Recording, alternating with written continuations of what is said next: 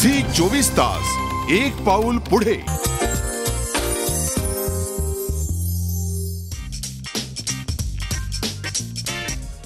तलाश सिनेमाला मिळालेल्या यशानंतर आमिर आणि किरण राव 10 दिवसांचा ब्रेक घेणार आहेत। थायलंडमध्ये हे दोघंही न्यू इयर सेलिब्रेशन करणार आहेत। थायलंडमध्ये जाऊन दोघंही स्कुबा डायव्हिंग करणार आहेत। विशेष म्हणजे यासाठी एक स्पेशल व्हिला सुद्धा आमिर बुक करणार आहे। त्यामुळे तलाश सिनेमाला मिळालेलं यश आणि न्यू इयर सेलिब्रेशन आमिर दणक्यात करणार हेच खरं। चित्रंगदा आणि अर्जुन रामपालने इन्कार या आगामी सिनेमासाठी जवळपास 24 वेळा रिहर्सल केली आणि मगच सिनेमाचा शॉट ओके केलाय।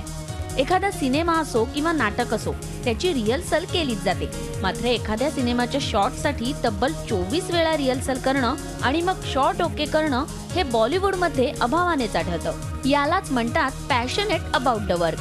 Keep it up. Bullet Raja या आगामी सिनेमात सैफ अली खान गँगस्टरची भूमिका साकारतोय। त्याचं शूट सध्या सुरू आहे। महत्त्वाचं म्हणजे या सिनेमात सैफ खरीखुरी गन वापरणार असल्याचं बोललं जातंय। गन कशा प्रकारे वापरावी, कशी वापरावी याची माहिती असल्यानं सैफसाठी शूट करणं सहज शक्य होतंय अशी चर्चाही बॉलिवूडमध्ये रंगते। तेव्हा नवाब सैफ अली खानचा हा नवा अंदाज पाहण्यासाठी आता सिनेमाची प्रतीक्षा करूया। बॉलिवूडमध्ये सुरू असलेल्या गॉसिप्सची साऱ्यांनाच उत्सुकता असते। अभिनेत्री प्रियांका चोप्रा आणि परिणीती चोप्राही त्याला अपवाद नाही।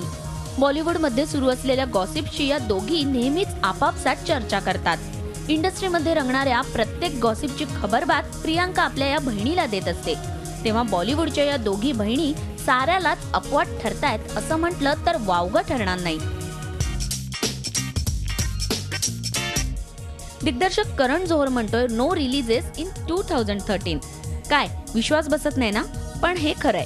2013 मध्ये करण जोहरचा एकही सिनेमा रिलीज होणार नसल्याचं करणने म्हटलंय। स्टुडंट ऑफ द इयर हा करणचा रिलीज झालेला शेवटचा सिनेमा। सध्या करण नव्या सिनेमाच्या स्क्रिप्टवर काम करतोय आणि या सिनेमाचं शूटिंग 2013 वर्षाच्या शेवटी सुरू होणार असल्याचं करण जोहरने स्पष्ट केलंय।